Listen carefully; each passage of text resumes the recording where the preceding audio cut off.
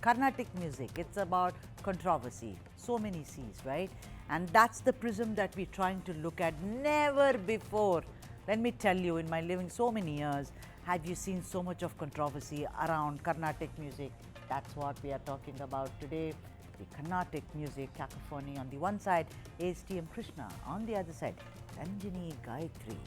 You know, the world of Carnatic music, once known for this dignified and rather quiet disposition, is today exploding with a major controversy after the Madras Music Academy honoured musician T M Krishna with the Sangita Kalanidhi award, and which was of course bitterly opposed by Carnatic vocalist duo Ranjani-Gayatri, who said that they will not be performing at their concert on 25th of December and will not participate in the conference to be held from 15th of December to 1st of January.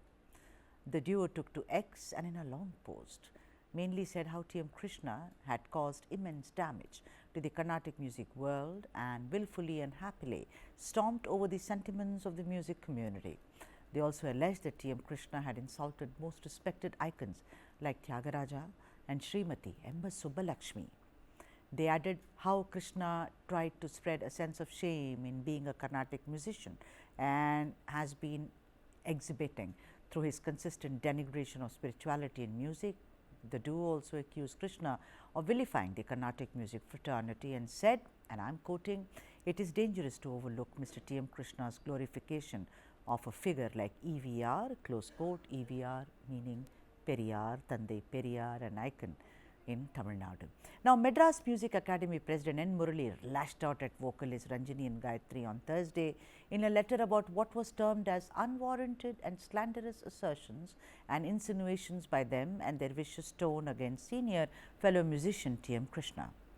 In the letter, Mr. Murali said, and I am quoting him, "I received your joint letter of 20th March 2024 and was shocked by both its vituperative content, which is replete with unwarranted and slanderous assertions and insinuations verging on defamation, and its vicious tone against a respected senior fellow musician."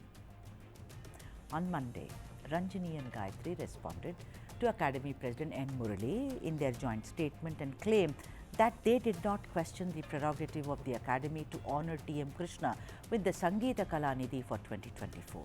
The singers focused on the fact that they exercised their prerogative to withdraw. Their letter read, "Did we refuse to be implicit apologies for genocide mongers and filthy discourse? Yes. With your verbose answer to questions we never raised, you are trying to build a convenient narrative and cast aspersions on us. Your statements to the press in this regard are immoral and dishonest." The other point that they made, and what has put the ball squarely back into the court of the Academy, was the lack of caste and religious inclusion in the top management of the Music Academy. They said that they would wish to see a more diverse audience in the future for the performances hosted by them, and I am quoting them, "We immensely respect this hallowed institution, and it will be the happiest day for us and for millions of people to see star performers emerge from underprivileged communities and dominate this stage. We want to see the day when the TTK auditorium is filled up with a diverse, inclusive crowd from all communities and religious minorities. This transformation should begin at the top. Kindly start with the entrenched executive committee consisting of only Brahmins and royalty you have been heading for 2 decades. Unlike serious hard work and the long journey it takes for artists to excel, this transformation is achievable instantly with a simple resolution and a bunch of resignations. Please consider leading by example, lest the world calls it mere lip service and start branding you as a bigoted casteist coterie." Long letter that, but what points in what can be termed only as tongue-in-cheek? The singers expressed surprise that N Murali's statement read like it was on behalf of the T M Krishna instead of the Academy. You know what the letter said? The women said, "We were a little surprised as to why your response reads like a release on behalf of the awardee, raising the distinction between him and the Music Academy." But it became obvious when N Ram, director of the Hindu publishing group Media Hegemon, joined as an undeclared spokesperson with his campaign branding as bigoted casteist coterie. In a way, ladies and gents, does this prove that the world of Carnatic music is indeed dominated by just one caste who not only act as torch bearers, flag bearers for a musical tradition which is really ancient, but also get to perform year after year. Unfair distribution, many may say, who's saying it, that side or this side? Let's debate. Let me now welcome Dr. Palagad Dr. R. Ram Prasad, who is a senior Carnatic musician, to the debate. Of course, we shall also await Vijay Sai, who is author and columnist, to join us. Vanakkam, Namaskaram. How may I address you? Dr. Ram Prasad is okay, sir? Ram Prasad is totally fine. Fantastic. Okay, your opening comments on what has really taken place so far, the timeline as it were. You know, Dr. Ram Prasad, what I find intriguing and strange is it's all gotten so mixed up that you do not know which side is saying what. So, let us look at it this way, and please correct me if you do not agree with me, you can always butt in and say this. T M Krishna has always said that, you know, the academy is very casteist. He has also spoken in the earlier avatar, as it were. He sung Periyar apart from kirtanas and, you know, kritis by the greats like Muthuswami Dikshidhar and also Tyagaraj. He also criticizes Tyagaraj. He says there is a caste hegemony in this Carnatic world. He goes and writes a book called Sebastian and Sons, the Mridangam Makers, where he says, you know, the upper caste does not recognize the contribution of the lower caste. After saying all this, he goes and receives an award from the academy. Ranjani-Gayatri protests and says, if he is there, we will not perform. But they are also actually protesting against the hegemony of N Murali and also N Ram in more ways than one. So, it seems that all of them have gotten together and they are gunning for the upper caste. What would you say, Dr. Ram Prasad? Yeah, that was a fair summary, I would say. And even before you gave me a summary, the sequence of events that they portrayed seemed to be a fair representation of how things unfolded. So I commend you for that. Now, if you're specifically asking a question about Raga's response to Mr. Murali's, open letter, like you, I don't find anything, unreasonable. They have stated 3 points, and there were 2 yeses and 1 no's to it. And I don't find anything objectionable for them to have a prerogative on what they decide for something that has happened. They did not question, or nobody questioned who the academy should be, electing or nominating for receiving the award. That is definitely twisted. All they said was, so you made a decision, and the person that you have chosen, that person's value system doesn't align with what we believe in and what several people who follow us believe in. So therefore, we take a stance that it would be in moral violation if they would continue to perform for this year's music season.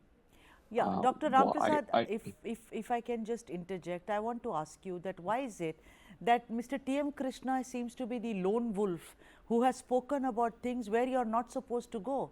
The Carnatic music fraternity is extremely cloistered. The Carnatic music fraternity follows a certain diktat, the way you dress, the way you look, it is a fact, and that's your prerogative. No one says that you should not do. After all, when you look at a Qawwali singer from the other world, Hindustani classical, you know that the man will sing Qawwalis because the way he is dressed, that's their prerogative. But there seems to be a code in the Carnatic world, sir. I am asking you that why is the academy also, which gives chance, which is what's been since 1937, 27, that ancient, why is it so cloistered? I mean, is there a historical reason for it? Because we all know Rukmani Arundale, we know that the Devadasi system, we know all that history. But somehow it seems that the world is cloistered. What has that got to do, speaking out, opinionating, got to do with your craft, sir? So, you have raised several questions here, so I don't know where to start to respond. So, let me ask you a basic question. So, if you were to come to the studio for this program, the way you dress before you go to bed in your house, the job you're doing is not going to change, right? So would you think your producers or the cameraman or the scores of people who watch your program would be perfectly fine with it?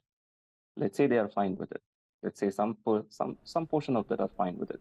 Would you say that would be the majority or that would be the minority? As in the way I'm I asking you a question. as in I dress? Yeah, I dress in a particular way because I do this show. I'm a South Indian, so I'm supposed to dress in a particular way. Yeah. But that So, does I not mean, that's mean that if, supposed to. no, wait a minute. If someone says you cannot wear black or white, I'll say go to hell. I'll wear what I like. Absolutely. So, is he going to say, or is he going to call out a lawyer who goes to, practice his profession, saying that your job, because the way you portrayed it almost sounded like, I didn't get offended though.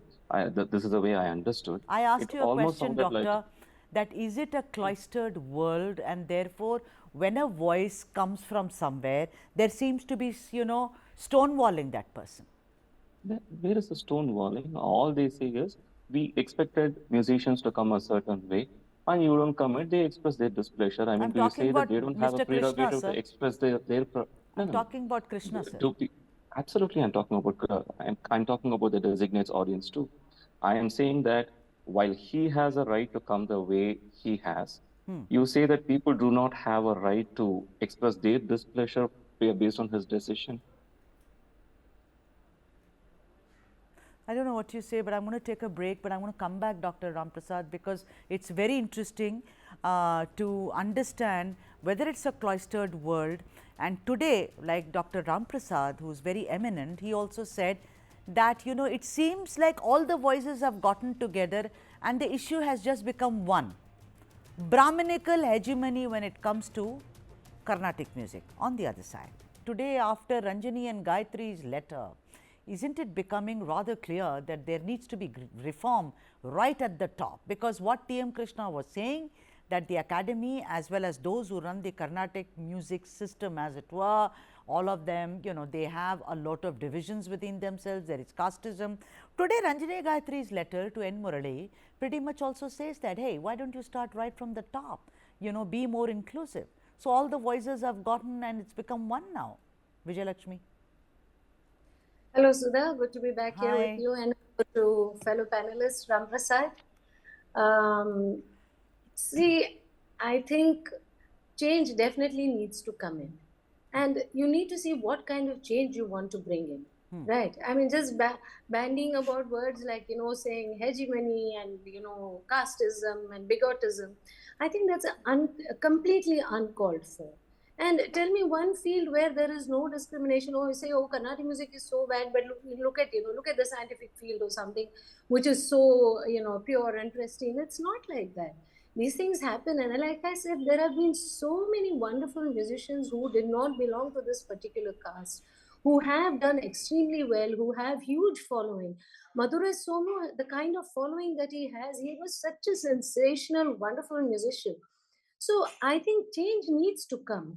And this whole dialogue about, oh, is it wrong to question the tradition? No, nobody said it's wrong to question. But Hinduism is Vijayalakshmi, based on, questioning. Yeah, it is not something that you're asked to accept.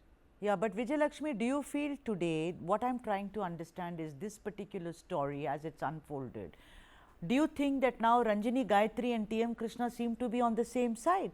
Because all of them are saying, hey, listen, whether you use hegemony or you use dominance or you use whatever, obliteration of other castes, these are big words, but then how else do you talk about it? I mean, I would wonder. But then these three people now seem to be on one side, because the women are saying, come on, Mr. Murali, have more inclusion. It's all Brahminical and royalties that have joined together. And that's what T M Krishna was saying all along, that we need reform. I think what we need to understand here very clearly is the intent. What is the intent that is being conveyed? This is Murali called out Ranjani and Gayatri being casteist and, right, bigoted and so on. So, that doesn't mean when you say you change it, change is necessary. But what kind of change? Apart from, like, whether it is Mr. Murali or whether it is T M Krishna, we don't see what kind of change they have brought up. If you claim that you are working for social justice, you're working for being more inclusive, bringing in more people into the fold, right, We need to see evidence of that, right? Just mere lip service is not going to make it happen, no, Right. Sudha. So that's what You know, Gayatri and Ranjani that, also said. Mere lip you know, service is not going you to know, really no, the help. important thing is about 10 years back when T M Krishna broke away from the academy, the statement he said was, the day a Dalit sings in the main slot in the academy is when social justice would have been achieved. Right. But has it been achieved? What has he done to Yeah, and he contribute goes to and this accepts cause? an award from the same academy. That is hypocrisy much. But in all this cacophony, what I think is there doesn't seem to be, I'm sorry, I could be sounding like somebody who's sitting in New Delhi, but I'm a Tamil. One has learned Carnatic music. All you do is, this world is cloistered, and I think some kind of reform is necessary. Like Vijay Lakshmi, you said you are ready for reform. Dr. Ram Prasad also said, but you all need to put your heads together and there needs to be reform. You cannot have the dominance of one caste. You cannot do that. There is no lien that anyone has over music. Music is universal. It's like the air.